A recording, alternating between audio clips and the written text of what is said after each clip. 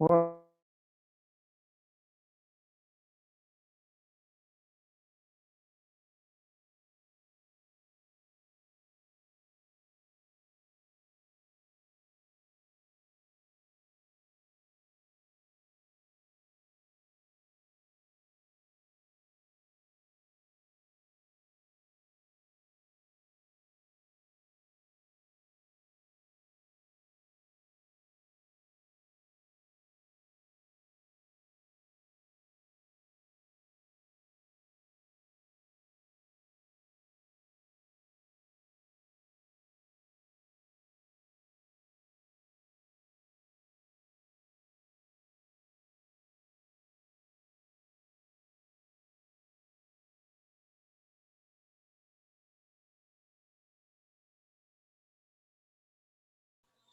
Baik, bismillahirrahmanirrahim. Assalamualaikum warahmatullahi wabarakatuh. Waalaikumsalam warahmatullahi wabarakatuh. Terima kasih saya ucapkan kepada host yang bertugas pada sesi malam hari ini. Selamat malam dan salam sejahtera bagi kita semua. Bagaimana kabarnya kakak, ibu, dan semua peserta Rating Camp Foreign Scholar 2020? Semoga tetap semangat dan siap menerima ilmu yang bermanfaat pada malam hari ini. Baik, saya Sahada Gilang Putra selaku Head Public PPR Indonesia, insya Allah akan memandu diskusi pada malam hari ini selama 90 menit ke depan. Alhamdulillah saat ini kita sudah ditemani dengan pemateri yang sangat luar biasa dan tentunya telah memiliki banyak prestasi yang siap memberikan kepada kita pada malam hari ini. Halo Bapak, selamat datang. terima kasih panitia, terima kasih Sahada.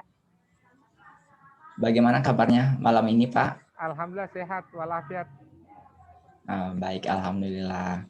Semoga teman-teman semua dan Bapak Ibu siap menerima ilmu yang sangat bermanfaat pada malam hari ini. Untuk teman-teman ketahui, Bapak Dr. Ismail Swadiweke sudah sangat banyak memiliki pengalaman tentang bidang keilmiahan.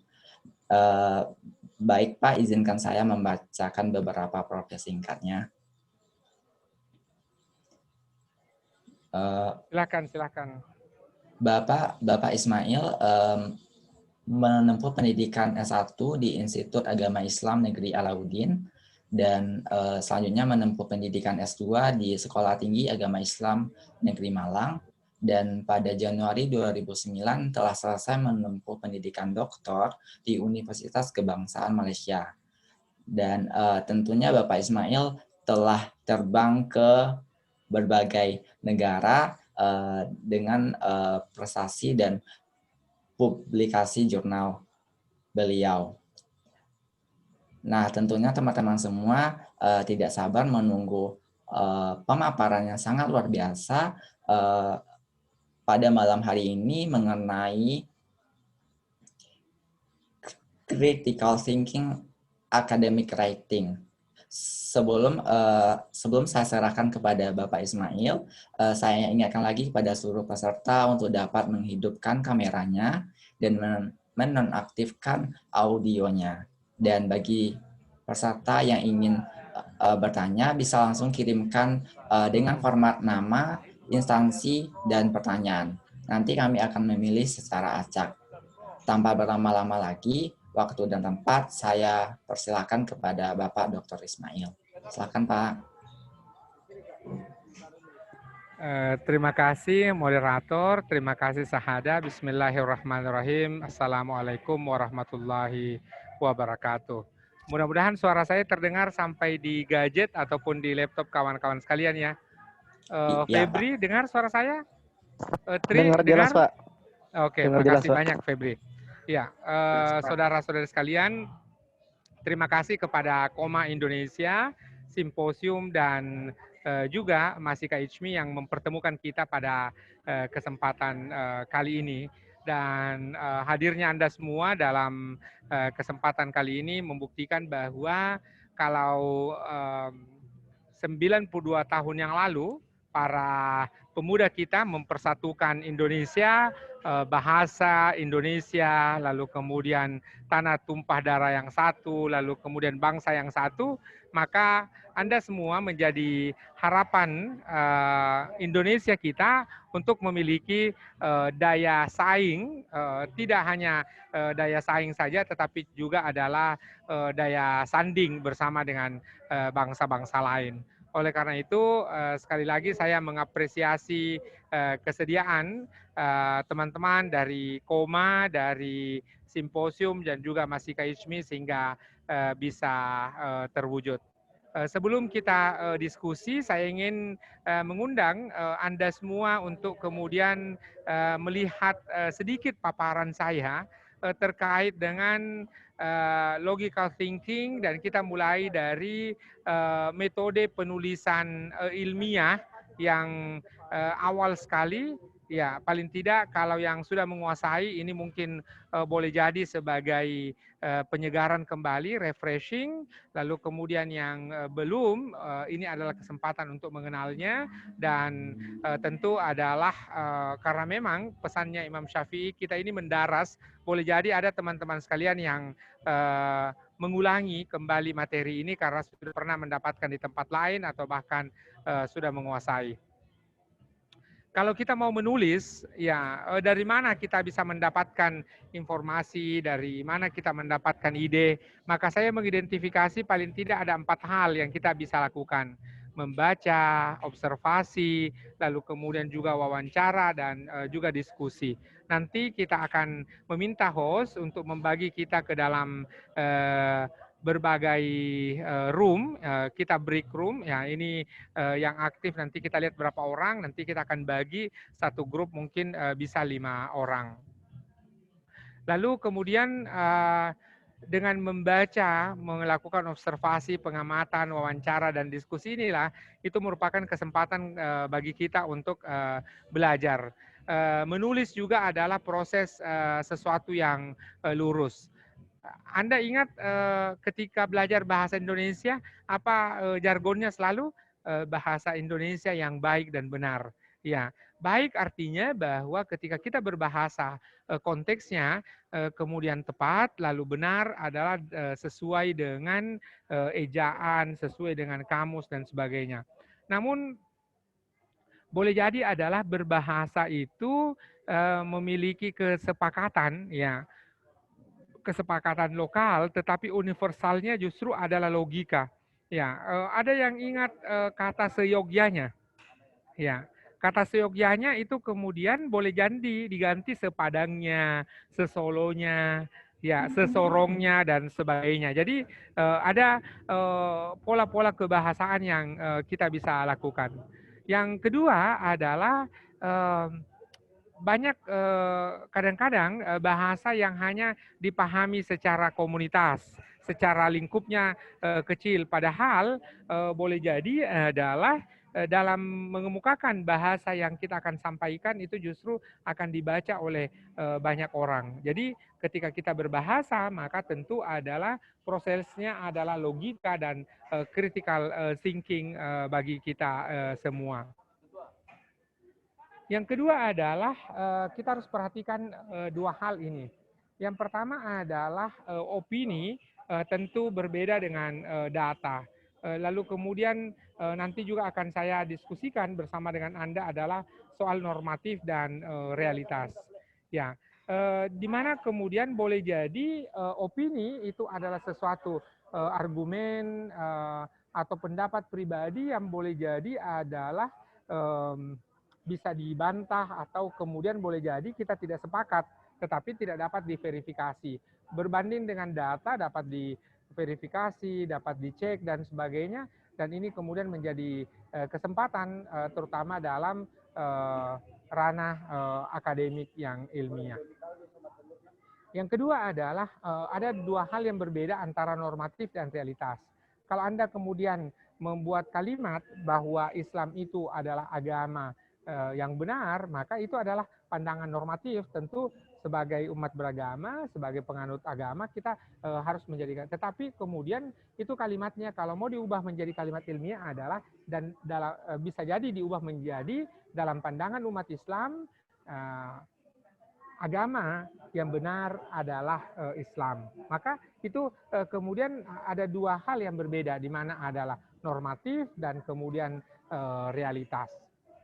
Selanjutnya adalah terkait dengan konsep. Ya, ini saya mengemukakan apa yang digunakan oleh para sarjana ataupun ilmuwan studi Islam, di mana kemudian mudah sekali mengeceknya antara doktrin dan peradaban. Ini dikemukakan oleh Nurholis Majid bahwa kalau Anda melihat Maulid sebagai contoh, maka Anda harus melihatnya sebagai produk peradaban. Itu bukanlah doktrin. Doktrinnya adalah bagaimana kemudian kita terbiasa untuk membaca salawat atau kemudian mengirimkan salawat kepada baginda Rasul, maka itu adalah doktrinnya. Tetapi maulid dengan menggunakan telur atau merayakan maulid itu adalah sesungguhnya bagian dari peradaban. Itu bahasa Nurholis Majid. Bahasanya Amin Abdullah adalah ada melihat normativitas dan historisitas.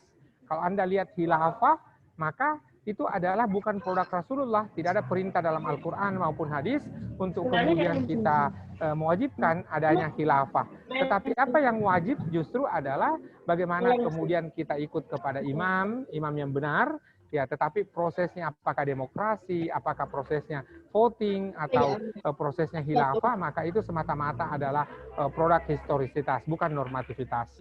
Kemudian kalau tadi doktrin dan peradaban itu adalah konsep yang dikemukakan oleh Nurholis Majid, normativitas dan historisitas dikemukakan oleh Amin Abdullah, maka kemudian ada istilah yang kurang lebih sama dan digunakan adalah wahyu dan budaya. Mana yang agama wahyu, mana yang agama budaya. Ini tentu perlu menjadi kajian kita sehingga kemudian ketika menghadapi sebuah fenomena, menghadapi sebuah data, maka kita analisis dengan menggunakan konsep ini. Saudara-saudara sekalian, saya lanjutkan. Ya, berikutnya lagi adalah kita melihat pertanyaannya apa itu ilmiah. Maka kemudian paling tidak ada 3 jawaban terkait dengan apa itu ilmiah adalah di mana bahwa ilmiah itu dapat dikonfirmasi, lalu kemudian dia berkorespondensi dan kita memiliki pandangan yang sama. Namun boleh jadi adalah dalam kondisi tertentu ada pandangan kita yang sama juga yang sesungguhnya keliru. Kalau Anda ambil gelas, lalu kemudian masukkan pulpen atau masukkan satu benda yang lurus, maka ketika masuk ke dalam air, ya gelas tadi berisi air, maka kemudian akan terlihat bahwa tongkat itu atau pulpen itu ataupun pensil itu patah. Berarti boleh jadi panca indera kita itu kemudian keliru atau tersilap karena melihat sesuatu yang sama tetapi justru realitasnya tidaklah kemudian patah. Jadi ini dapat dilihat bahwa sesuatu yang ilmiah itu adalah sebagai contoh kalau saya mengatakan bahwa ibu kota Sumatera Barat, ibu kota provinsi Sumatera Barat adalah Padang, dan itulah yang menjadi ketetapan pemerintah, maka kemudian tentu kalau ada yang mengatakan bahwa ibu kota Sumatera Barat adalah Bukit Tinggi, maka tentu tidak berkorespondensi. Termasuk adalah kalau ada orang yang pergi mengkonfirmasi, saya terbang atau kemudian saya harus naik kapal ke Sumatera Barat, begitu tiba di pelabuhan atau tiba di bandara dan saya bertanya, apakah benar bahwa ibu kota Sumatera Barat itu adalah Bukit Tinggi? Lalu kemudian kita dapat informasi lanjutan terkait dengan itu. Jadi paling tidak saya kemukakan bahwa sesuatu yang ilmiah adalah dapat dikonfirmasi, lalu kemudian ada korespondensinya, lalu kemudian pandangan sama. Hanya saja kita harus hati-hati bahwa pada skala tertentu boleh jadi adalah pandangan yang sama itu kemudian justru kita keliru di situ. Lalu kemudian bahagian kecil yang kemudian kita perlu perhatikan adalah bahwa ketika kita mau menulis maka perlu kemampuan berbahasa. Bagaimana kemudian membedakan mana praktek dan mana praktik, atlet dengan atlet, apotik dan apotek, Ini tentu tadi diawali dari kemampuan membaca. Yang kedua adalah ada pilihan kata, ada sesuatu yang menjadi diksi kita, karena jangan sampai kata yang kita gunakan itu tidak diterima dalam skala global, justru diterima dalam skala yang kecil ataupun lingkupnya yang kecil. Lalu kemudian kita juga harus terbiasa mengembangkan imajinasi. Kenapa kita semua kadang-kadang tidak bisa mengembangkan imajinasi? Boleh jadi adalah dari lingkungan kecil kita, lingkungan rumah dan sebagainya, di mana ketika kita mulai mengembangkan imajinasi, maka biasanya kita ditegur dengan kata ada-ada saja. Maka sesungguhnya ini juga perlu dikembangkan ketika kita mau menulis. Kenapa? Karena dengan melakukan pengembangan imajinasi, ini boleh menjadi peluang bagi kita untuk kemudian senantiasa untuk memperkaya tadi pilihan kata diksi, lalu kemudian tentu bagaimana ditopang oleh kemampuan berbahasa kita. Selanjutnya yang keempat, bagian kecil yang perlu saudara-saudari, adik-adik sekalian perhatikan adalah narasi. Bagaimana kemudian kita menceritakan, bagaimana kemudian kita memaparkan, termasuk adalah mendeskripsikan sebuah informasi. Anda semua pasti tahu cerita bagaimana orang buta kemudian memegang gajah. Maka masing-masing orang akan punya deskripsi yang berbeda-beda. Apa yang membedakan, walaupun boleh jadi cerita tentang gajah itu adalah fiksi, tetapi kita bisa mendapatkan pelajaran bahwa kalau kemudian kita melihat sesuatu secara setengah-setengah atau sepotong-potong, boleh jadi orang berkelahi. Kadang-kadang kita ini berkelahi bukan karena mempertikaikan sesuatu, hanya karena di mana cara berdiri kita. Sama dengan adik-adik sekalian adalah orang-orang yang demo hari ini boleh jadi ketika nanti jadi anggota DPR 10 atau 20 tahun berikutnya itu juga punya pandangan yang berbeda. Orang-orang yang ada di DPR hari ini adalah orang-orang yang juga demo 20 tahun yang lalu. Jadi bagaimana kemudian kita punya posisi yang berbeda itu dalam politik tentunya. Tetapi dalam kerangka yang ilmiah atau kemudian logical thinking kita, maka kemudian apa yang terjadi adalah itu kemudian harus lurus. Artinya kapanpun dan dimanapun itu semuanya tetap saja sama. Lalu kemarin saya sudah kemukakan ya sebelum kita diskusi singkat ya melalui break room ini adalah tentu Anda mulai tadi Google Scholars, ada Akademia, ada ResearchGate, ini saya sudah dikemukakan di bagian orientasi ya. Lalu ada pengarsipan mandiri, ada OSF, ada Zenodo dan sebagainya. Nanti saya akan kembali ke bahagian critical thinking, tapi ini hanya mengulangi kembali ya. Lalu kemudian saya juga sudah kemukakan bagaimana prinsip utama dan pertama senantiasa membuat open science, open access, jadi informasi-informasi terkait dengan ilmu pengetahuan senantiasa kita buka dan lalu kemudian terbiasa diakses oleh orang publik dan semua orang punya kesempatan untuk mendapatkannya. Termasuk tentu prinsip apa yang dilakukan oleh Koma Indonesia, Simposium, dan juga Masika Ichmi dengan melakukan kolaborasi hari ini adalah kita ingin membuka kesempatan seluas-luasnya kepada Anda semua, mahasiswa, dan siapapun yang mau belajar bersama melalui Writing Camp for Young Scholars ini. Itu yang menjadi rambu-rambunya. Sekarang, bagaimana kalau kita mau menulis? Maka paling tidak langkah pertama yang harus kita lakukan adalah ketika kita mau menuliskan sebuah informasi, menuliskan sebuah maklumat, maka ada hal-hal yang kita perlu lakukan double check. Siapa yang akan menjadi pembacanya? Ya, ketika kemudian dibaca oleh orang banyak, dibaca oleh orang ramai, maka tentu kita harus sesuaikan dengan gaya yang santai, gaya yang populer. Tetapi kalau itu adalah menulis ilmiah, maka tentu karena dibaca oleh masyarakat akademik, dibaca oleh komunitas ilmiah, maka tentu ini kemudian akan tentu menggunakan istilah-istilah yang sangat teknis, istilah-istilah yang digunakan dalam bidang ilmu tertentu. Lalu kemudian pertanyaannya adalah bahasa yang dipahami. Jangan sampai kemudian kita menggunakan bahasa yang hanya kita saja yang paham, sementara orang lain tidak memahaminya. Ini juga perlu dicek. Setelah itu adalah selesaikan draft pertama. Buat draft, first draft, second draft, dan seterusnya.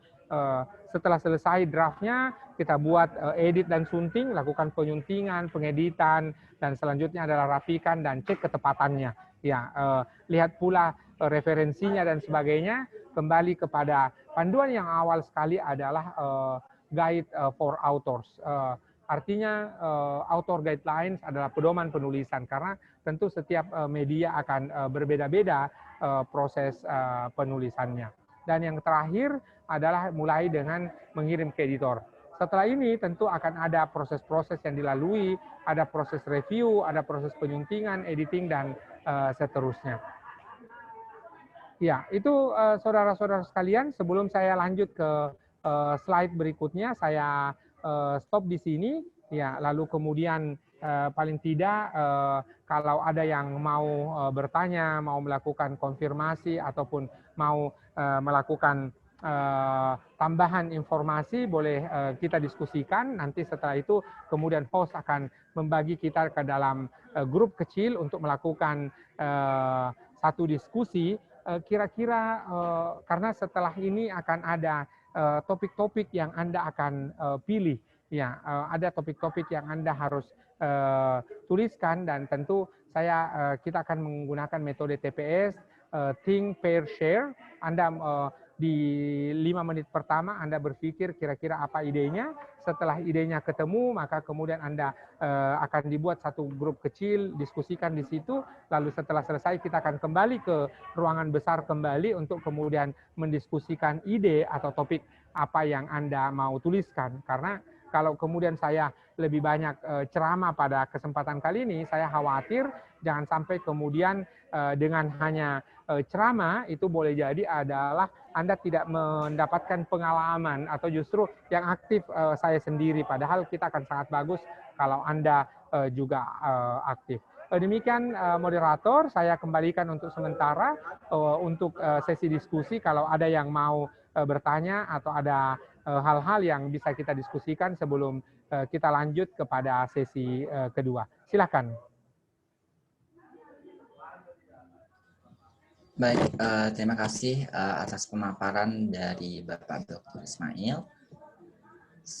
Semoga dari pemaparan tadi memberikan gambaran dan insight baru kepada teman-teman semua tentang kepenulisan ilmiah. Baik, selanjutnya kita akan buka sesi pertanyaan kepada Bapak, Ibu, dan seluruh peserta yang ingin bertanya. Langsung ketikkan pertanyaan di kolom komentar dengan format nama, instansi, dan pertanyaan.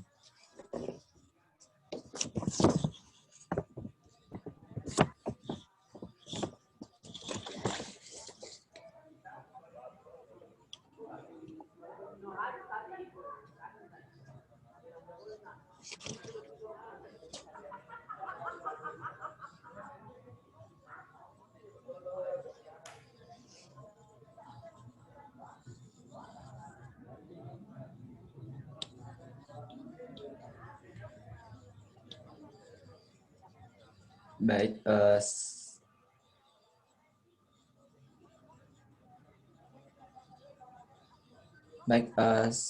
maka mungkin kita buka dulu sesi yang bertanya secara langsung. Dan untuk pertanyaan pertama diberikan kepada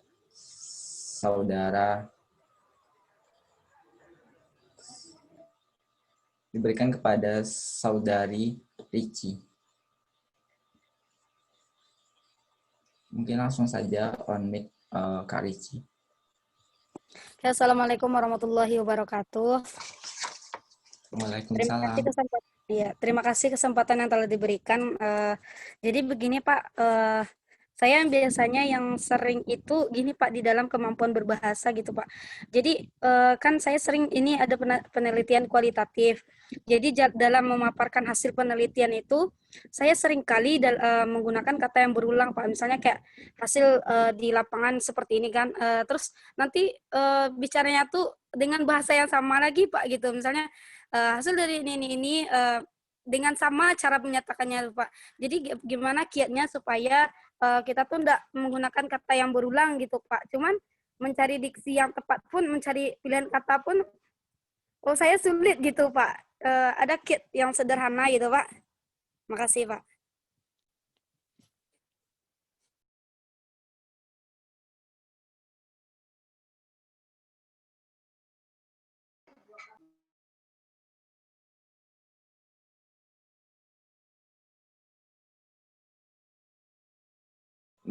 Baik, terima kasih atas pertanyaannya. Mungkin langsung bisa dijawab, Bapak.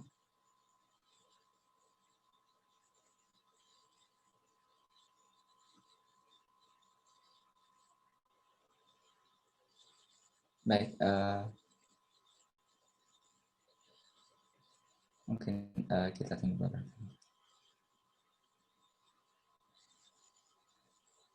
Baik, Pak, mungkin langsung bisa dijawab pertanyaannya.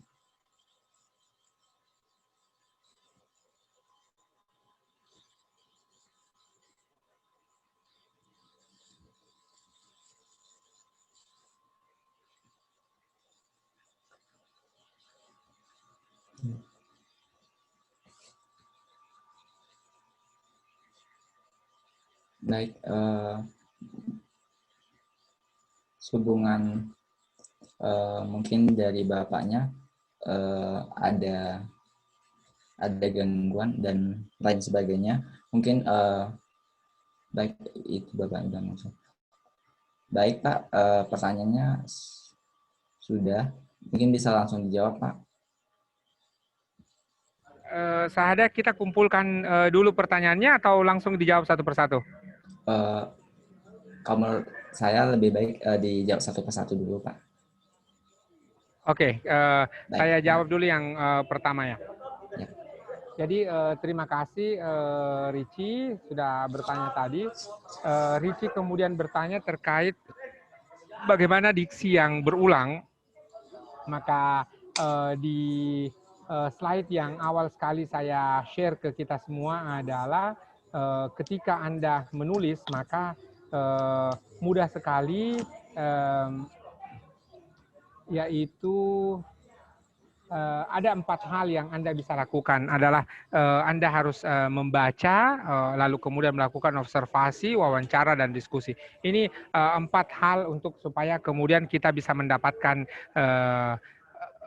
kemampuan berbahasa itu. Lalu tentu tadi saya kemukakan bahwa di masa Anda membuat tulisan atau membuat artikel, jangan sampai kemudian artikelnya begitu Anda tulis langsung Anda kirim, tetapi Anda lakukan pengeditan, penyuntingan, dan sebagainya. Jadi sederhananya adalah Richie ketika menulis itu tidak satu kali proses, tetapi ada beberapa tahapan yang dapat dilakukan sehingga kemudian mematangkan tulisan kita.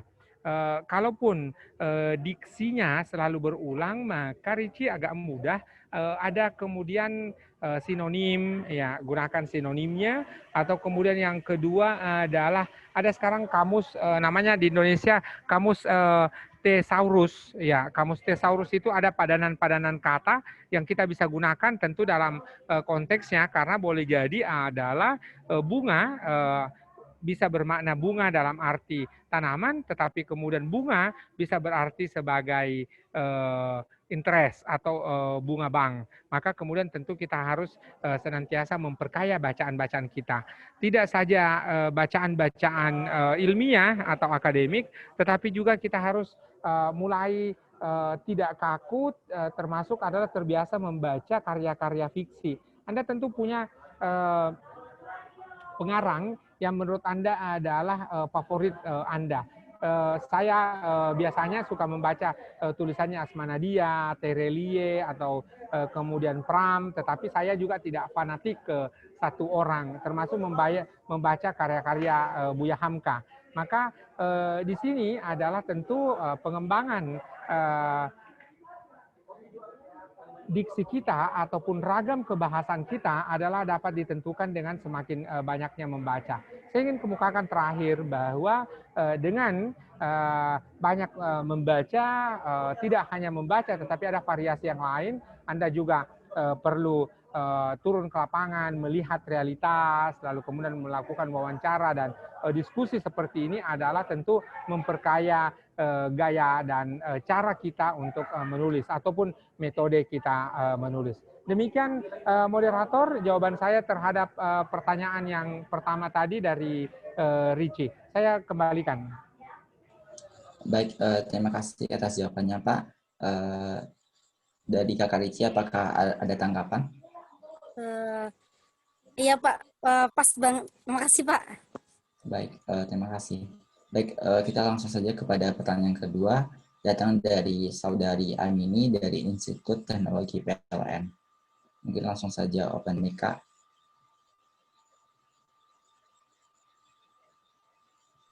Oke, apakah suara saya terdengar? Baik, Kak, jelas. Assalamualaikum, malam Bapak. Saya ingin bertanya, di bagian slide Bapak itu kan yang bagian kecil itu terdapat kata imajinasi. Yang saya bingungkan di sini kan, saya bukan menyombongkan atau bagaimana, saya itu banyak ide tapi tidak bisa terrealisasikan karena kebingungan bagaimana cara kerja dari alat tersebut. Kadang saya tuh menyerah, Pak, dalam penciptaan alat, apalagi ketika menerima masukan dari teman-teman, itu kayaknya nggak mungkin deh dibuat gitu. Yang ingin saya tanyakan, apakah imajinasi itu benar-benar bisa diwujudkan, Pak? Adakah sumber lain selain jurnal, Pak? Karena saya tuh kadang kesulitan mencari sumber jurnal yang akurat di Google Scholar. Dan juga saya tuh sering trauma dengan kritikan para reviewer, Pak. Itu saja pertanyaan saya. Terima kasih. Wassalamualaikum warahmatullahi wabarakatuh. Baik, terima kasih atas pertanyaannya. Langsung saja dijawab, Pak.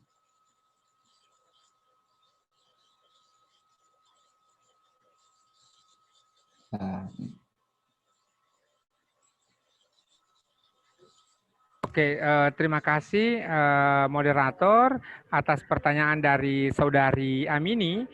Kita bisa lihat bahwa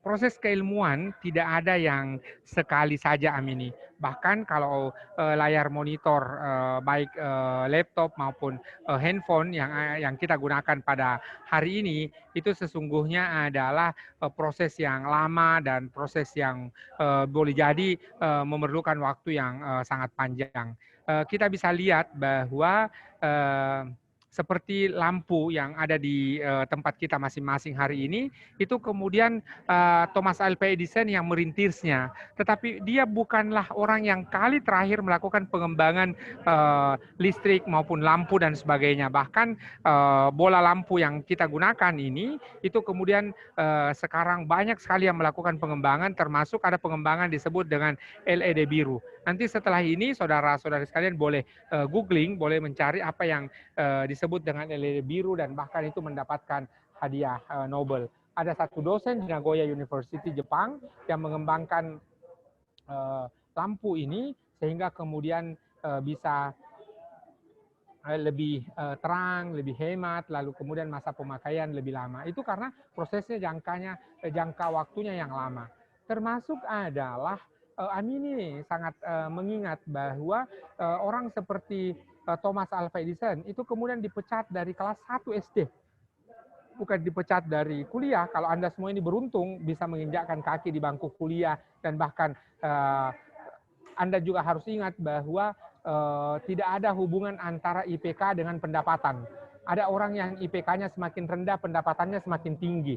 Ya, jadi kalau Anda IPK-nya 4, IPK-nya 3, jangan berbangga karena boleh jadi Anda dompetnya atau rekeningnya sedikit saldonya. Ya, karena orang semakin rendah IPK-nya, kemudian saldonya semakin tinggi. Contoh nih, orang yang IPK-nya 3, 4 paling jadi guru, jadi dosen, jadi peneliti, gajinya 5 jutaan. Tapi kemudian orang yang IPK-nya 2, ya itu lebih tinggi, bahkan jadi anggota DPR, gajinya boleh jadi 25, 50 juta. Ya. Nah, lalu kemudian ya orang yang IPK-nya 1 yang drop out itu lebih bahaya lagi. Kenapa? Boleh jadi dia jadi wali kota, jadi gubernur dan sebagainya. Walaupun Sulawesi Selatan gubernurnya adalah profesor, ya tetapi urusan profesor itu kan di kampus saja. Tetapi kemudian kita harus hati-hati terhadap orang yang drop out. Karena mereka yang jadi tim sukses yang mengatur-ngatur yang IPK-nya 2, IPK-nya 3, dan IPK-nya 4. Iya. Jadi semakin rendah IPK Anda, maka kemudian pendapatan Anda itu semakin tinggi. Ya karena Anda yang atur APBD. Ya. Sementara kita ini diatur oleh APBD dan sebagainya. Jadi imajinasi Amini silahkan dibuat secara dalam tanda kutip bebas sebebas-bebasnya itu untuk mewujudkan. Boleh jadi adalah Amini harus kemudian melihat kembali cerita Luqmanul Hakim. Luqmanul Hakim, orang yang kemudian mendapatkan wahyu, boleh jadi dia adalah nabi, lalu kemudian justru ya Luqmanul Hakim ini sering juga dikritik dikomentari oleh orang, apalagi di era media sosial hari ini ada komentar-komentar yang memang memungkinkan. Jadi kritikan ataupun kemudian penyuntingan dari reviewer jangan membuat Anda trauma. Apakah ada sumber lain dari Google Scholar? Ada. Ya, saya ingin share kepada Amini, ada banyak sumber-sumber yang kita bisa gunakan. Ya, di antaranya adalah kita boleh menggunakan DOAJ, ya, Directory Open Access Journal, satu pangkalan data jurnal yang disiapkan oleh Lund University di Swedia sana, ya, di mana kemudian ini adalah gratis, terbuka untuk diakses oleh siapa saja. Sebagai contoh, saya contreng jurnal, saya contreng artikel, hilangkan contrengnya jurnal. Saya coba cari umpamanya tentang pendidikan surau. Ya, coba nanti kita akan lihat beberapa detik yang akan datang, ternyata ada 35 ya artikel yang terkait dengan pendidikan surau. Ya, ini satu. Contoh yang lain adalah kita bisa gunakan knowledge open maps. Ya, kalau kemudian Amini mencari sebuah peta ilmu pengetahuan, maka gunakanlah open knowledge map. Dengan menggunakan open knowledge map ini, maka kemudian Amini akan dengan mudah menemukan bagaimana gambaran data-data yang ada di PubMed ataupun di Base. Ya, sebagai contoh, saya mengetik pendidikan Islam. Ketika mengetik pendidikan Islam, nanti dalam 20 detik kita akan lihat berapa publikasi terkait dengan pendidikan Islam. Ya, maka kemudian, ya, ini masih transfer data, ya, apalagi ini adalah beta version. Kita akan tunggu apa yang menjadi kesimpulan dari open knowledge map ini.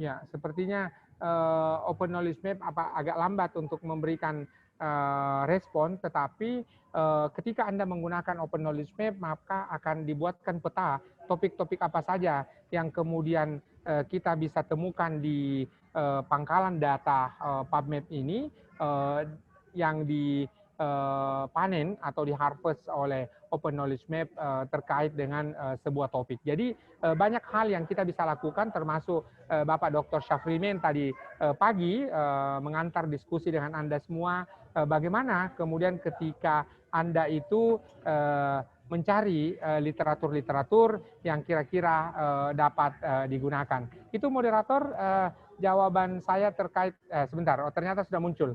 Coba lihat Amini, ini ada peta bagaimana kemudian terkait dengan pendidikan Islam, dan semua ini adalah open access. Tadi kita sudah mendiskusikan bahwa sebuah cara untuk kemudian bagaimana kita mendorong penguasaan ilmu pengetahuan adalah dengan adanya keterbukaan ilmu pengetahuan. Bagi yang Muslim ada hadisnya itu, bahkan kita dilarang menyembunyikan ilmu pengetahuan. Dalam hadis yang lain, bukan lagi hadis, bahkan ayat, tamanan kalila, jangan sampai kita menjadi orang yang menjual ilmu pengetahuan dengan harga yang sangat murah. Padahal ayat yang lain menyebutkan adalah wa ma utitu minal ilmi illa qalila, bahwa apa yang Allah berikan kepada kita adalah sesuatu yang sesungguhnya sangat sedikit. Ya, perumpamaannya adalah ketika kita pergi ke laut lalu kemudian mencelupkan tangan kita ke air laut itu, dan ketika kemudian kita menarik tangan kita, apa yang basah dari tangan yang kita celupkan tadi itulah yang kita kuasai, sementara hamparan ilmu pengetahuan yang disediakan oleh Allah, disediakan oleh alam, itu kemudian sangat terbuka. Sehingga kemudian kita bisa melihat dari open knowledge map ini perjumpaan-perjumpaan topik, ada teosofi, ada pendidikan agama Islam, ada kemudian filsafat, ada pendidik dalam konteks pendidikan, dan seterusnya dan seterusnya. Jadi banyak sekali yang kemudian kita bisa gunakan. Paling tidak saya menyebutkan tadi dua hal. Yang pertama adalah DOAJ, Directory Open Access Journal. Yang kedua adalah Open Knowledge Maps. Itu dari saya, moderator. Saya kembalikan. Baik, terima kasih untuk jawaban yang sangat luar biasa. Dan dari penanya yang kedua, apakah ada tanggapan? Sepertinya saya harus mulai percaya diri lagi ya, Pak. Terima kasih, Pak, atas jawabannya. Saya sungguh puas. Baik, terima kasih untuk pertanyaannya. Kita akan masuk kepada pertanyaan ketiga, di mana pertanyaan ketiga datang dari saudara Muhammad Gufron. Mungkin langsung saja bisa open mic, Kak. Oh ya, baik. Terima kasih kesempatannya, Kak. Nah, perkenalkan nama saya Muhammad Gufron dari Universitas Amadalan. Gini Pak, pada waktu saya pernah mengikuti acara, ada beberapa yang mengatakan bahwa dasar setiap karya tulis merupakan sekumpulan alinea yang membahas suatu permasalahan. Jadi per alinea itu membahas permasalahan pertama, lalu ada juga kelanjutan dan sebagainya. Nah, pertama menurut Bapak alinea yang efektif itu bagaimana Pak? Dan bagaimana konsep-konsep yang mendasar yang perlu dikuasai dalam rangka mengembangkan kemampuan menulis alinea yang efektif ini? Terima kasih.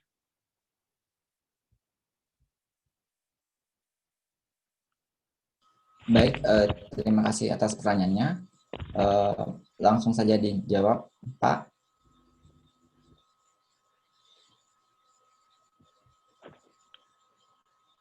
Terima kasih Gufron sudah berpartisipasi. Alhamdulillah ini kerja keras dari teman-teman Koma dan teman-teman Simposium. Peserta kita tidak hanya berasal dari Padang, Lampung, Makassar, tetapi juga alhamdulillah ada dari Jogja, ada dari Palembang dan sebagainya.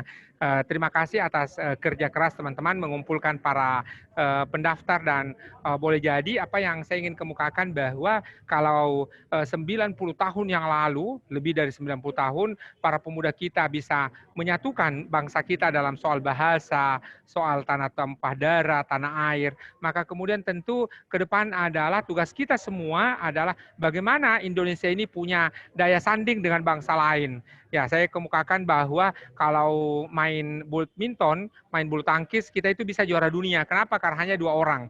Tetapi yang perlu kita bangun sekarang adalah bagaimana bermain sepak bola. Kita ini kemudian saling percaya, saling berkolaborasi.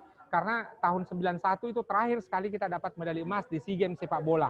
Ya, ini berarti bahwa kita semakin tidak saling mempercayai, suka sekali bertengkar. Apa fenomena abad 21 menurut Prof. Irfan Idris, beliau bahkan dikukuhkan menjadi guru besar 20-an tahun yang lalu bahwa orang Indonesia itu suka berpecah belah.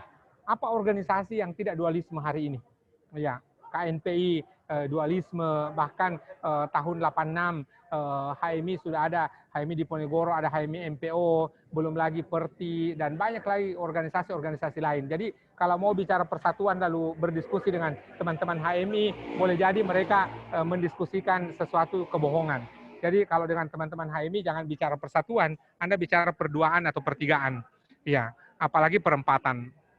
Ya, tetapi kemudian saya ingin katakan bahwa kalaulah kita semua bersatu padu, maka apa yang tidak mungkin dilakukan?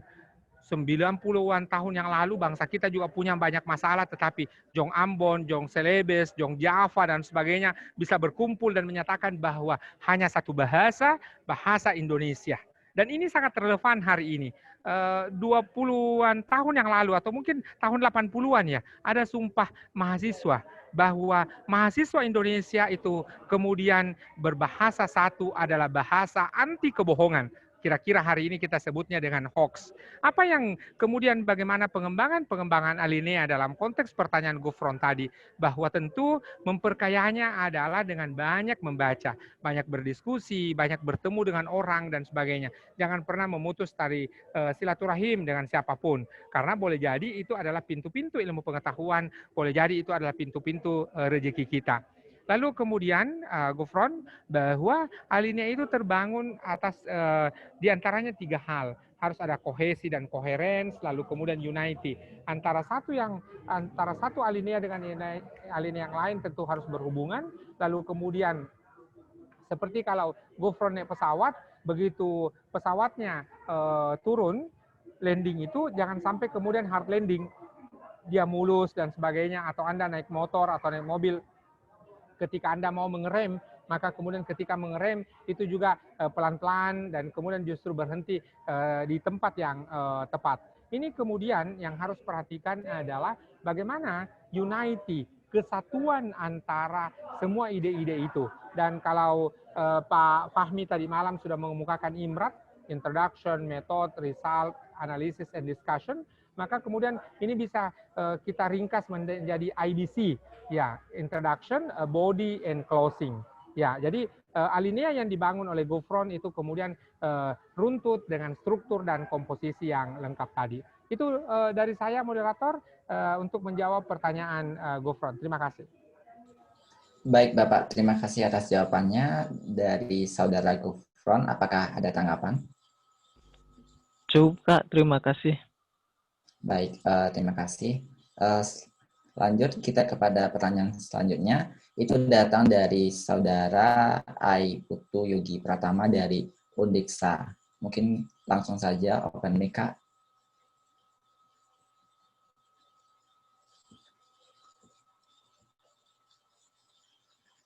Halo? Halo, Kakak Putu.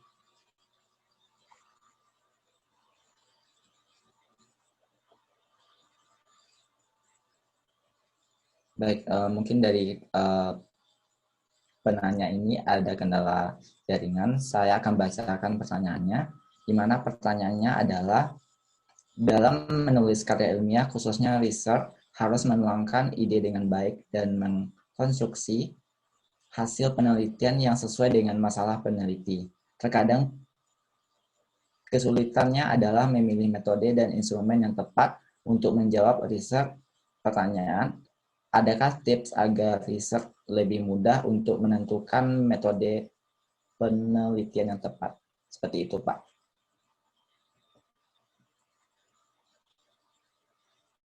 Baik, mungkin langsung saja dijawab, Pak. Oke, terima kasih moderator. Ini pertanyaan dari Putu dari Undiksa. Terima kasih kawan-kawan Koma dan Simposium yang sudah menyiapkan acara dan mengawal acara kita, dan alhamdulillah hari ini kita sudah masuk hari kedua dan besok kita akan masuk hari terakhir. Apa yang dibacakan oleh moderator tadi dari peserta Undiksa, Universitas Pendidikan Ganesha di Bali. Jadi kalau tadi ada yang dari Jogja, ada yang kemudian dari Padang, alhamdulillah hari ini ada juga yang berasal dari Bali. Apa yang saya dapat jawab dari pertanyaan Putu tadi, bahwa pertama ketika kita menemukan ide, tidak ada ide yang baik dan tidak ada yang buruk. Sepanjang ide itu kemudian dapat kita teliti, ide tersebut dapat kemudian kita eksplor, maka sangat memungkinkan untuk kemudian menjadi sebuah penelitian. Bagaimana ketika kemudian metode itu keliru, tidak ada masalah sepanjang kita sudah melakukan tahapan-tahapan saintifiknya. Hanya saja memang bagaimana untuk kita kemudian terbiasa untuk berlatih, terbiasa untuk kemudian menemukan metode yang tepat adalah dengan banyak melakukan latihan. Orang bule menyebutnya practice make perfect, adalah di mana ketika kemudian Anda melakukan latihan demi latihan, maka tentu Anda akan mudah mencapai kesempurnaan. Anda tentu tidak ingat kapan pertama kali naik sepeda, tetapi Anda ingat ketika Anda naik sepeda lalu kemudian jatuh, lalu kemudian bangun lagi. Kalau ada orang jatuh ketika naik sepeda, maka dia akan berhenti dan bahkan tidak menguasai sama sekali naik sepeda itu. Tetapi kita ini yang bisa naik sepeda adalah ketika kemudian kita berhenti, lalu kemudian memulai kembali, ketika jatuh kita bangun lagi. Bukan orang yang terbaik adalah orang yang tidak pernah jatuh, tetapi orang yang terbaik adalah begitu kemudian kita jatuh, kita berdiri lagi dengan sepenuh semangat untuk menyelesaikan tugas-tugas kita. Maka kemudian tentu dalam etika Hindu kurang lebih sama dengan etika Islam, bahwa kita ini adalah sebagai manusia hanya punya tugas untuk kemudian melakukan usaha terbaik. Adapun soal berhasil ataupun tidak berhasilnya, itu kemudian sepenuhnya ditentukan oleh pemilik alam ini. Hanya ditentukan oleh Tuhan yang kuasa. ada dalam agama tertentu disebut Sang Hyang Widi. Ya, tetapi kemudian apa yang saya ingin katakan bahwa pemilik semesta alam tentu tidak akan membiarkan seseorang hanya berusaha lalu kemudian dibiarkan tidak berhasil. Seberapa besar usaha kita, seberapa besar itu pula lah kemudian keberhasilan kita. Jadi saya ingin berbagi kepada Putu bahwa ide yang baik tentu adalah ide yang dapat kita lakukan penelitian, ide yang kemudian tentu dapat kita capai, dan ide yang dapat diselesaikan penelitiannya. Dan tidak hanya sampai di situ, tetapi juga perlu kemudian kita melakukan publikasi. Yang kedua adalah ketika kita malah kesulitan menemukan metode, maka kemudian tentukan yang menurut kita benar, setelah itu kita akan revisi dan sebagainya. Yang terakhir adalah ada proses latihan. Anda harus terbiasa berlatih, Anda harus terbiasa kemudian salah, karena sebagai seorang sarjana, sebagai seorang mahasiswa, kita ini tetap terbuka peluang untuk salah. Yang tidak boleh adalah kita berbohong ataupun kemudian kita melakukan copy paste atau bahkan mengambil karya-karya orang lain. Itu dari saya, moderator. Saya kembalikan. Baik. Baik, terima kasih atas jawabannya. Semoga jawabannya dapat terjawab kepada Kakak Putu. Baik Pak, kita sudah memberikan menjawab 4 pertanyaan. Apakah mau ditambah Pak? Oke.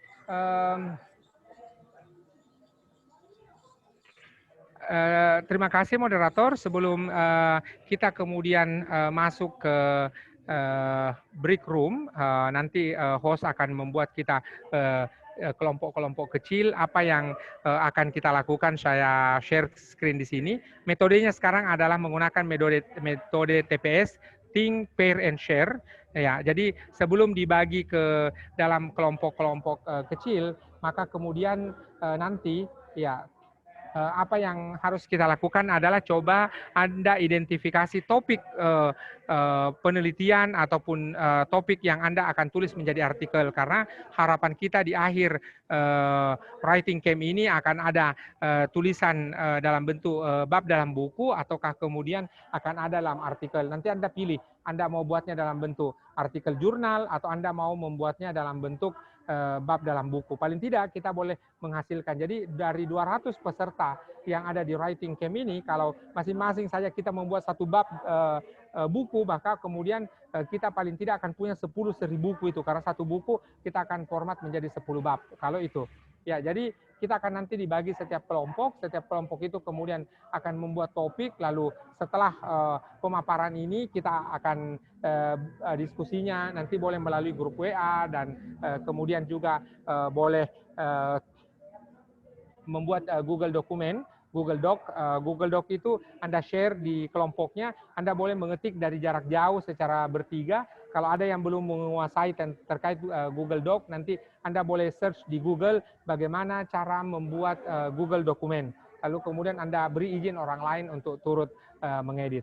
Kita mulai dari langkah pertama, tadi saya kemukakan bahwa yang kita mau lakukan adalah TPS, Think, Pair, lalu kemudian Share. Ya. Dan setelah kemudian kita melakukan simulasi itu, nanti saya akan tutup dengan satu slide. Ya, sekarang 5 menit pertama silahkan Anda berpikir kira-kira topik apa yang Anda akan jadikan bahan penulisan. Kita punya waktu 5 menit untuk berpikir sama-sama, silahkan. Nanti kita mulai tepat pukul 8.30, jadi kita akan selesai 8.35. Kira-kira topik apa yang menurut Anda menarik? Dari mana kita mendapatkan topik? Saya sudah share video YouTube-nya, adalah paling tidak dimulai dari paper, Anda membaca artikel-artikel, di situ Anda bisa mendapatkan. P yang kedua adalah person, pengalaman pribadi. Anda kenal sekali teori Newton, ketika Newton kemudian sebelum mengemukakan teori gravitasi, apa yang dilakukan oleh Newton? Dia berada di bawah pohon apel dan melihat apelnya jatuh, lalu kemudian berpikir apa yang menjadi masalah sehingga apel itu jatuh. Seandainya Newton itu tukang gosip, maka dia akan digosipkan, wah kasihan nih Newton kena pohon apel. Akhirnya siapa suruh di bawah pohon apel? Ya itu kan akan jadi gosip umpamanya. Tetapi dia tidak berhenti di situ, justru kemudian mengembangkan teori gravitasi. Itu person. Yang ketiga adalah ada place, ada tempat. Boleh jadi adalah tempat itu kemudian memungkinkan kita bahasa media sosialnya Anda harus banyak-banyak piknik. Ketika Anda kemudian piknik, maka Anda akan mendapatkan ide. Maka yang keempat, P yang keempat adalah page, di mana kemudian Anda surfing, berselancar di media sosial, maka di situ akan Anda mendapatkan data-data, Anda mendapatkan inspirasi, ide, dan sebagainya. Jadi ada 4 P tadi. P terkait paper, P yang kedua adalah place, ya. P yang ketiga adalah person, P yang keempat adalah page. Ini di antara 4 yang memungkinkan Anda mendapatkan data dan tentu Anda harus terbiasa menemukan itu. Kita akan punya waktu 5 menit ya dari di jam laptop saya 8.30 sampai 8.35. Silakan Anda mulai berpikir secara individu, nanti setelah itu akan dibagi ke kelompok, lalu kemudian dari kelompok-kelompok itu kemudian akan ada sharing. Ya, silakan semua berpikir dulu kira-kira apa topiknya.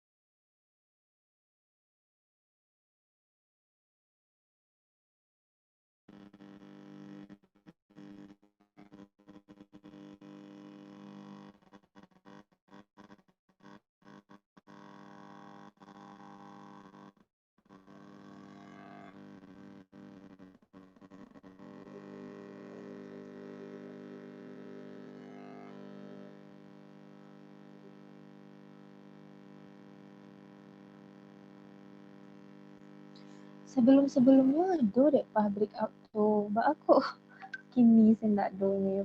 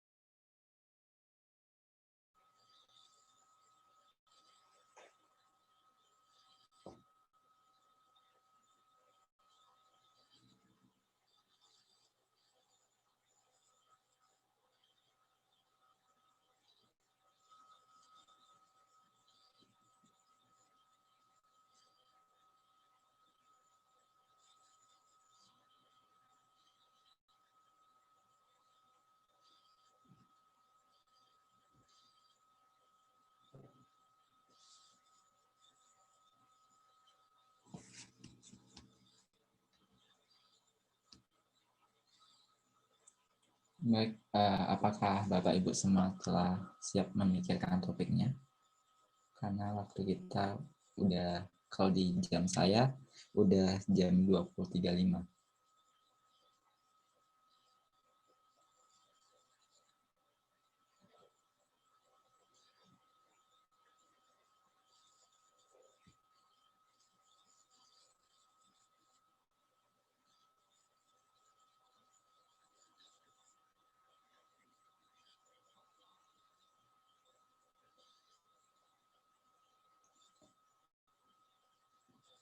Baik, Bapak Dr. Oke, Ismail. terima kasih. Udah. Moderator, sepertinya akun Zoom kita ada trouble ya. Kok tidak bisa kita bagi break room? Ya, tidak ada masalah begini. Yang penting Anda sudah punya idenya, nanti oleh panitia akan dibagi menjadi satu kelompok, boleh 3 sampai 5 orang, lalu kemudian Anda diskusi. Tapi sebelum saya memaparkan satu slide lagi, ada yang mau volunteer mengemukakan apa ide Anda kira-kira yang menarik untuk diteliti? Mungkin kita perlu 2 atau 3 orang yang volunteer, kira-kira apa ide yang Anda mau teliti? Saya boleh, Pak? Silakan. Siapa? Febri ya? Silakan Febri. Ya, Pak. Ya, terima kasih, Febri Pak. disebutkan dari kampus mana ya? Ya, Pak. Bismillahirrahmanirrahim. Assalamualaikum warahmatullahi wabarakatuh. Selamat malam teman-teman semua dan selamat malam Pak Ismail. Akhirnya kita bisa bertemu lagi ya, Pak. Saya alumni dari Universitas Tanjung Pura, Pontianak, lulusan jurusan kimia, baru lulus tahun ini, Pak. Nah, langsung saja ya, Pak. Ada 2 hal yang saya tertarik karena di sini teman-teman mayoritas pendidikan ya, sedangkan background saya itu murni dari kimia murni atau kimia IPA. Jadi saya punya tertarik akan 2 hal. Penelitian yang pertama, jika dikolaborasikan dengan pendidikan, akan lebih menarik jika kita belajar mengenai renewable energy tapi berbasiskan VR dan AR. Ingin melihat apakah efektif belajar tentang renewable energy khususnya untuk generasi selanjutnya mengerti pentingnya energi terbarukan melalui VR atau AR.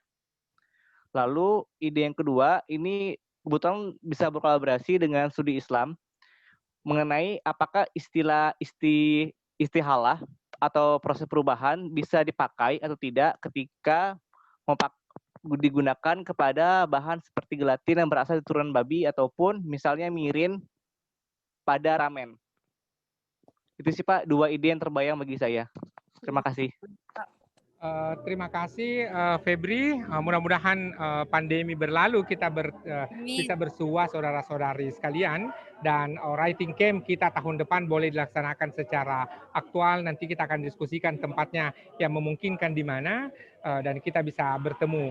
Dan melalui Koma Indonesia peserta-peserta nanti kita akan undang mengikuti konferensi internasional. Ada beberapa konferensi internasional yang disiapkan. Mudah-mudahan Anda bisa berpartisipasi. Dan ide yang dikemukakan oleh Febri tadi, ada 2 hal, ini boleh menjadi ide yang sangat menarik untuk kemudian di follow up menjadi sebuah artikel. Hanya saja, saudara-saudari sekalian, nanti juga tentu di para yang volunteer, ketika Anda mendapatkan ide ada 4 langkah. Yang pertama adalah amati fenomenanya, analisis apa yang menjadi analisisnya, lalu kemudian identifikasi apa yang menjadi bahagian dari itu semua, lalu kemudian konfirmasi dengan literatur. Ya, jadi saya menyingkat supaya mudah kita sebut dengan metode MILE. Mengamati, menganalisis, mengidentifikasi dan mengkonfirmasi ke literatur. Secara lengkap penjelasan tentang metode MILE akan saya nanti ada materinya, saya akan posting di grup WhatsApp. Silakan kalau masih ada yang lain yang volunteer. Tadi terima kasih Febri.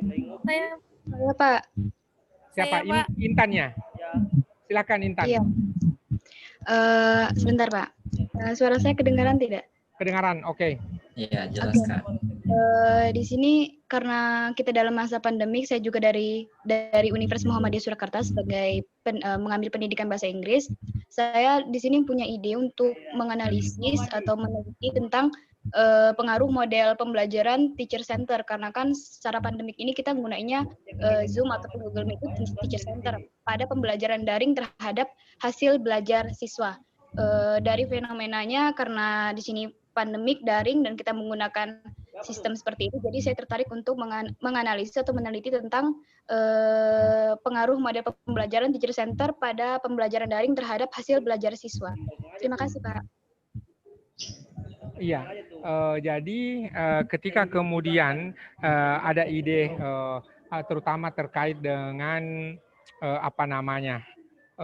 kondisi pandemi, itu berarti memenuhi unsur Pak Syafrimen tadi pagi dan kemudian Pak Fahmi tadi malam selalu mengemukakan apa yang disebut dengan state of the art novelty. Itu merupakan dua hal yang harus kita lihat. Maka kemudian dalam kondisi seperti ini, maka kondisi pandemi dalam konteks pendidikan itu akan menjadi sebuah hal yang sangat relevan untuk kita lakukan.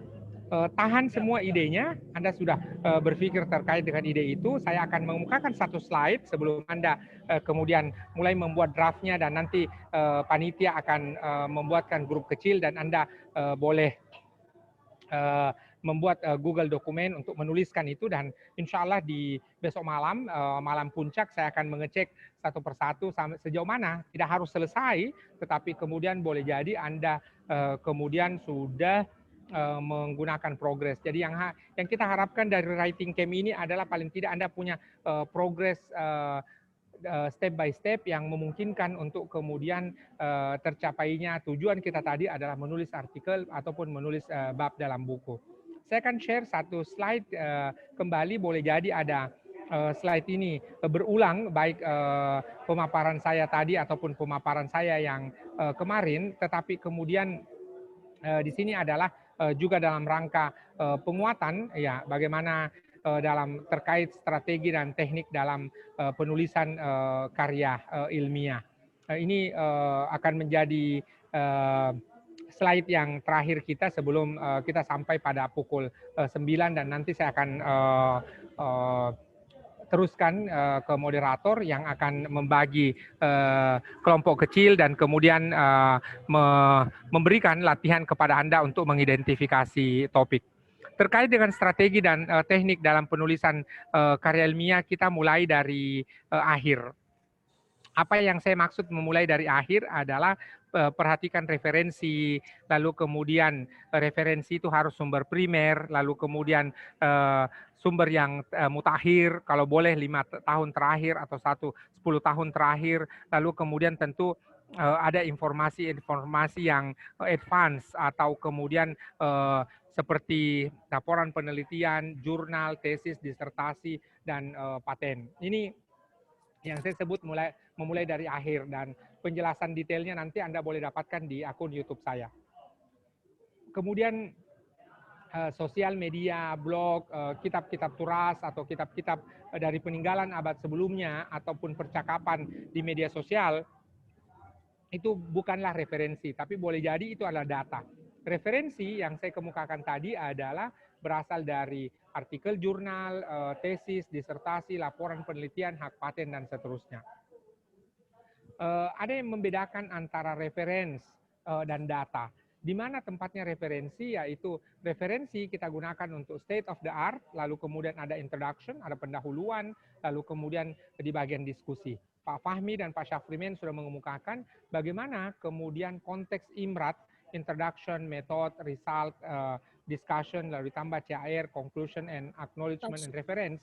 Disitulah kemudian kita lihat perbedaan di mana antara referensi dan ada data. Berikutnya lagi, saudara-saudari sekalian, adalah apa yang kita inginkan bahwa ketika kita melakukan penulisan ilmiah itu adalah komunikasi akademik. Ada 4 hal yang Anda perhatikan: siapa pembacanya, kemudian wawasan bagaimana artikel Anda ditulis, lalu kemudian referensi tadi saya sudah kemukakan termasuk dengan bahasanya. Pada slide sebelumnya kita bicara banyak tentang diksi, pilihan kata, alur, lalu kemudian alinea, dan sebagainya. Itu tentu Anda perlu perkaya. Salah satu buku yang menjadi referensi atau kemudian buku yang saya rekomendasikan adalah ada Goris Craft yang judul bukunya adalah komposisi. Anda harus memiliki buku itu, boleh dalam bentuk fisik, boleh dalam bentuk PDF-nya, yang penting Anda harus membaca buku itu terkait dengan komposisi. Jadi sesungguhnya menulis itu adalah bahagian dari usaha untuk melakukan komunikasi akademik. Kita perhatikan berikutnya lagi adalah siklus untuk penerbitan ilmiah sesungguhnya dimulai dari penelitian. Disinilah proses bahan baku artikel, mulai dari proses hulu untuk menghasilkan sebuah artikel, lalu kemudian kita beranjak kepada penulisan, dan ini adalah proses komunikasi. Sebelum kemudian sampai ke publik, maka harus dilakukan penyuntingan, proofreading, pengecekan bahasa, penyelarasan antar kalimat dan antar paragraf, serta keakuratan dan ketepatan referensi.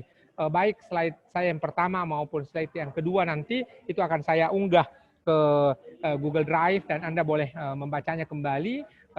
Jangan sampai kemudian ketikan-ketikan saya ini terlalu kecil dan boleh jadi Anda tidak bisa menyimaknya melalui handphone, terutama yang melalui handphone, dan bagi yang koneksi internetnya agak terkendala, maka jangan sampai kemudian tidak bisa bergabung melalui akun Zoom. Tetapi writing camp kita ini tidak harus by Zoom. Anda boleh mengikutinya melalui YouTube, Anda boleh mengikutinya melalui WhatsApp, boleh mengikutinya melalui Facebook. Semua platform yang terbuka itulah yang kita gunakan.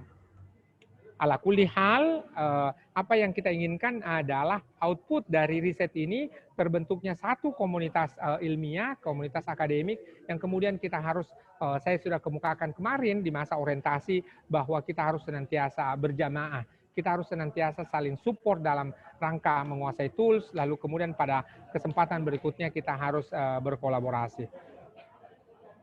Ini sudah saya kemukakan tadi, the idea, where it's come from, ya. Lalu topik-topik itu, kalau tulisannya terlalu kecil, saya tuliskan secara besar, bahwa sebuah topik itu harus spesifik. Semakin detail itu akan semakin bagus. Ya, sebagai contoh adalah kalau Anda menulis bagaimana bahaya media sosial, maka itu topiknya terlalu umum. Karena boleh jadi media sosial ada hal-hal yang lain. Dan terkait dengan topik ini akan sangat bagus kalau terjadi frontier, perjumpaan antara bidang ilmu, satu bidang ilmu dengan bidang ilmu yang lain, dan akan sangat bagus lagi kalau itu merupakan interdisciplinary.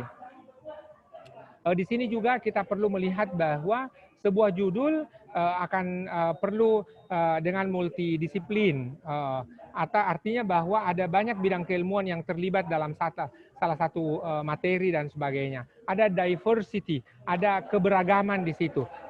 Kalau tadi Febri mengemukakan bahwa ada pendekatan keislaman dalam kimia, itu adalah merupakan topik yang multidisiplin, termasuk lokusnya, tempatnya, itu kemudian akan sangat bagus jikalau dikemukakan.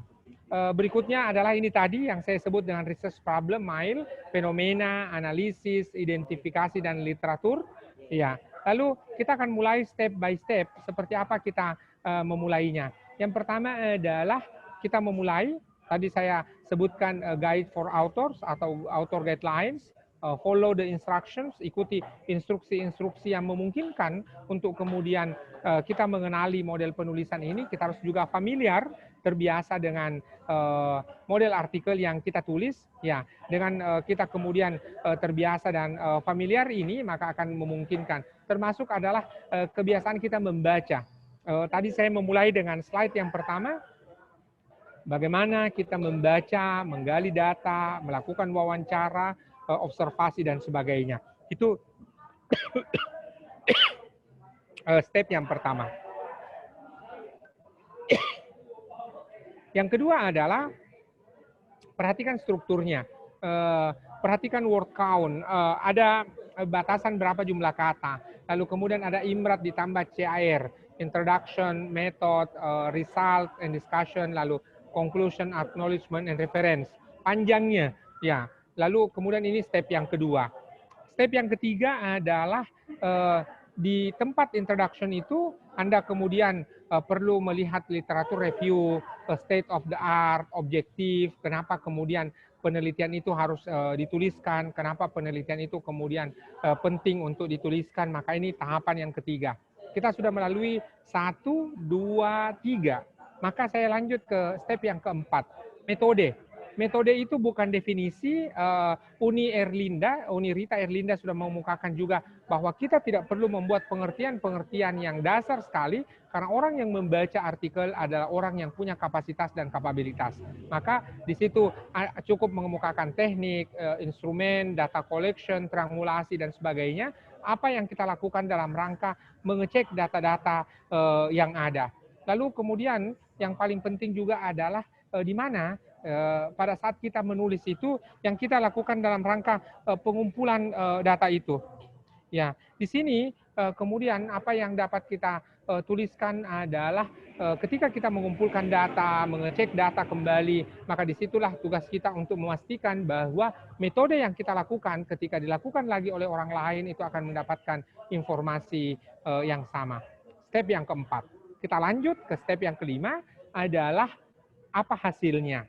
Answering the questions, jawab pertanyaan. Anda yang mengungkapkan pertanyaan, lalu kemudian kita juga yang akan menjawabnya. Ini bukan seperti lagu dangdut, kau yang memulai, kau yang mengakhiri, bukan. Tetapi ini adalah menulis ilmiah. Menulis ilmiah, kita yang mengungkapkan pertanyaan, kita akan menjawabnya. Lakukan analisis, not by statement, tetapi sebaliknya adalah informasi-informasi yang sudah dianalisis. Itu step yang kelima. Kita lanjut ke step yang keenam. Discussion.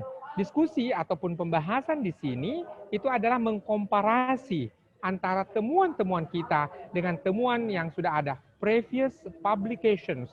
Lalu apa artinya dari hasil yang kita kemukakan tadi? Jangan sampai kemudian temuan kita ini justru sama dengan orang lain dan tidak memiliki perbedaan sama sekali. Apakah boleh sama? Boleh. Sepanjang kemudian kita memukakan tadi ada lokus ataupun kemudian ada spesifik, ada objektif yang kita kemukakan. Itu kemudian step yang keenam. Step yang ketujuh adalah manajemen reference, Mendeley, Zotero, EndNote, dan sebagainya. Pilih salah satunya.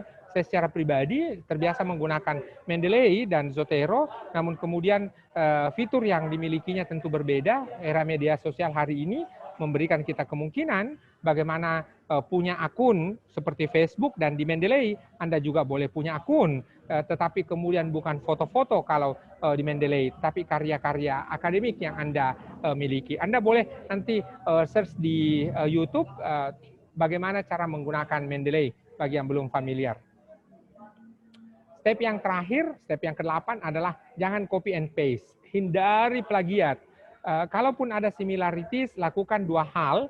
Yang pertama citasi, kemudian yang kedua adalah lakukan paraphrase, tulis ulang. Dan tentu di sini adalah tadi saya sudah mengungkapkan Anda harus memiliki diksi, Anda harus memiliki pilihan-pilihan kata pada saat yang sama, kemudian harus memperkaya dari bacaan-bacaan itu.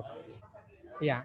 Lalu kemudian satu hal lagi saya sudah kemukakan tadi, open science, open access, maka kemudian adalah preprint, ya. Lalu kemudian jangan berpikir tentang indeksasi, Scopus dan sebagainya, apalagi Sinta, tetapi tulis saja sepanjang itu adalah merupakan kesenangan, merupakan sesuatu yang bagi Anda menyenangkan. Ini saya sudah kemukakan kemarin, dan terakhir ini bibliografinya, lagi-lagi baik slide yang pertama maupun slide yang kedua yang saya gunakan malam hari ini akan saya kirim ke Anda, dan Anda boleh menggunakannya kembali. Dan malam semakin larut, saya kira itu kawan-kawan, saudara-saudari sekalian, Bapak Ibu sekalian, dua slide, dan kita sudah melakukan diskusi singkat juga, dan juga kita sudah mendapatkan paling tidak ada volunteer dari 2 orang tadi terkait dengan ide. Setelah ini maka kemudian silahkan jikalau ada pertanyaan nanti boleh diajukan ke moderator Sahada yang akan mengumpulkan jawaban-jawaban dari pertanyaan-pertanyaan dari Anda semua. Lalu kemudian nanti pada kesempatan berikutnya saya akan jawab melalui video, dan begitu pula nanti melalui panitia akan dibagi kelompok-kelompok kecil. Kita boleh belajar bersama menulis, paling tidak boleh Anda pilih Anda mau menulis bab dalam buku atau Anda mau menulis kepada artikel, dan kita akan mendampingi Anda sampai artikelnya terbit. Komitmen kami dari 10 tim narasumber, tim fasilitator, ya, tim fasilitator ini akan mendampingi Anda untuk kemudian menulis. Demikian dari saya kembalikan moderator. Terima kasih banyak. Sebuah kehormatan bisa berdiskusi dengan Anda semua. Saya lagi-lagi harus banyak berterima kasih kepada Koma Indonesia, Masika Ichmi, dan juga simposium yang sudah mengumpulkan kita semua sehingga kita bisa bertemu dalam tatap maya pada malam hari ini. Saya kembalikan ke moderator.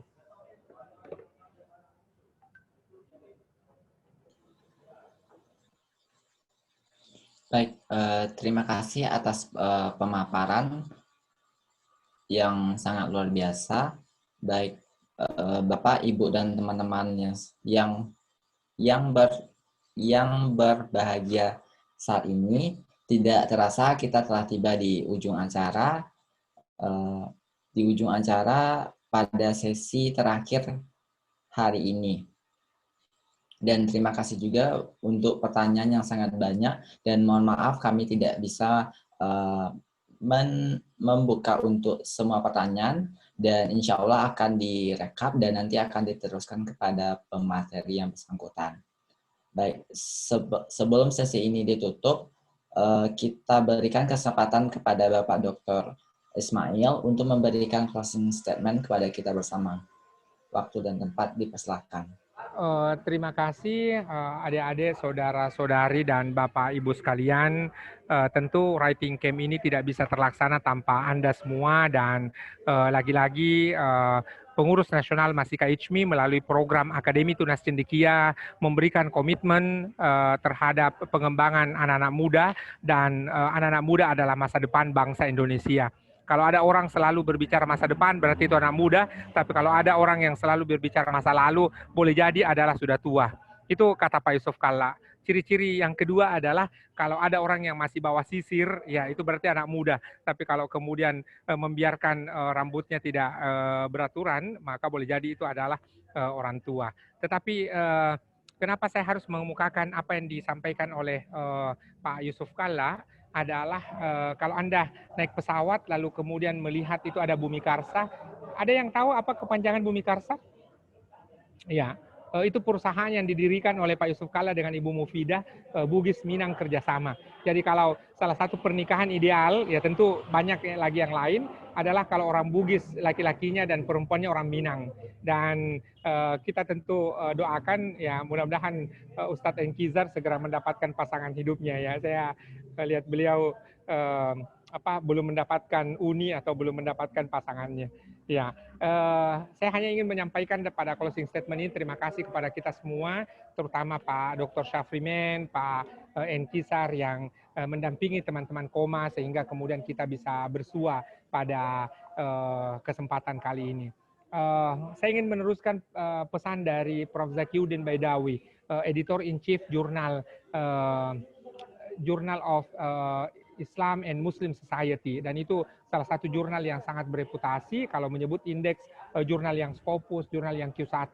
Apa pesan beliau? Bahwa kalau Anda mau menulis maka kemudian harus menggunakan prinsip SIT, yaitu mulai harus sabar, lalu kemudian Anda harus senantiasa ikhtiar, ya. Lalu kemudian yang terakhir adalah tawakal. Kenapa harus sabar? Karena boleh jadi adalah suasana atau mood atau kemudian kesempatannya untuk menulis itu kita tidak bisa dapatkan. Lalu pada saat yang sama kemudian kita harus berikhtiar, jaringan internet yang tidak bagus, listrik yang mati dan sebagainya. Lalu kemudian yang terakhir setelah kita sudah sabar dan sudah melakukan ikhtiar, maka kesempatan yang lain adalah kita tawakal dan menyerahkan sepenuhnya kepada Allah Subhanahu wa Ta'ala. Maka tentu ini bahagian dari ikhtiar kita semua belajar bersama. Saya juga turut belajar bersama adik-adik sekalian, dan di antara yang live di Facebook, mohon maaf informasinya mungkin belum sampai ke Anda semua, tetapi insya Allah mudah-mudahan nanti pada kesempatan-kesempatan berikutnya yang belum bisa bergabung kepada writing camp ini juga bisa bergabung. Ada salah satu mahasiswa dari Ternate yang komen di Facebook bahwa dia terlambat mendapatkan informasi ini. Ada juga yang dari Kota Sorong, Papua Barat, itu mungkin karena kita semua perlu lebih giat lagi menyebarkan informasi ini. Demikian moderator, mohon maaf, sebuah kehormatan bisa bersama-sama dengan Anda semua. Billahi taufiq wal hidayah. Wassalamualaikum warahmatullahi wabarakatuh. Baik, Warahmatullahi wabarakatuh. Waalaikumsalam. Baik, terima kasih untuk closing statement yang sangat luar biasa dari Bapak Dokter. Sedikit informasi, yang akan mendapatkan pendampingan nanti hanya peserta yang terbaik. Namun untuk pembagian grup yang telah disebutkan Bapak tadi, nanti akan dikonfirmasikan di dalam grup WhatsApp. Semoga kita semua dapat memulai untuk melakukan menulis ilmiah mulai malam hari ini. Sehubungan kita telah mendapatkan 7 sesi yang sangat bermanfaat bagi kita semua. Dan terima kasih untuk seluruh peserta yang masih bertahan sampai jam 9 malam ini. Dan semoga untuk sesi terakhir besok masih bertahan dan kita semua dapat menyelesaikan sesi ini dengan baik. Mohon maaf jika saya terdapat kesalahan kata dan kekurangan dari tim yang bertugas. Sampai jumpa pada sesi berikutnya, yaitu pada pukul 8. Dan saya sudahi. Assalamualaikum warahmatullahi wabarakatuh. Waalaikumsalam. Waalaikumsalam. Waalaikumsalam. Waalaikumsalam warahmatullahi wabarakatuh. Baik. Sebelum kita semua meninggalkan grup, jangan lupa kita melakukan sesi dokumentasi.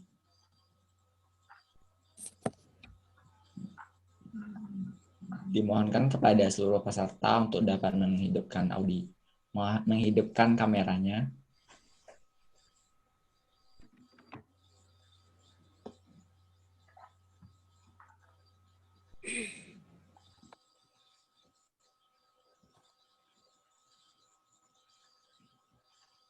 Baik, di sini kita memiliki 3 layar dan saya akan membantu menghitung.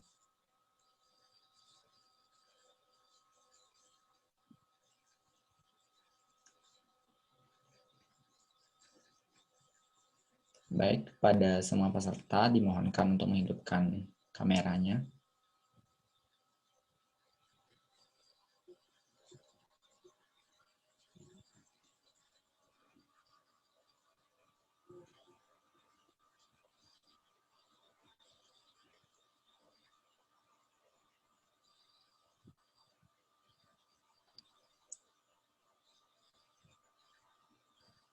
Oke, kita akan mulai pada layar pertama dan silakan berikan senyum terbaik dari semua peserta. Baik, 1, 2, 3.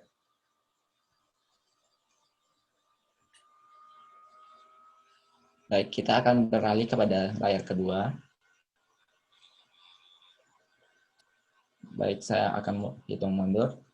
3, 2, 1. Baik, untuk layar terakhir. 1, 2, 3.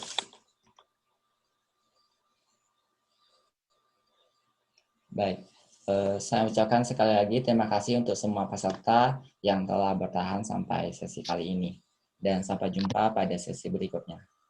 Selamat malam dan selamat melanjutkan aktivitas lainnya.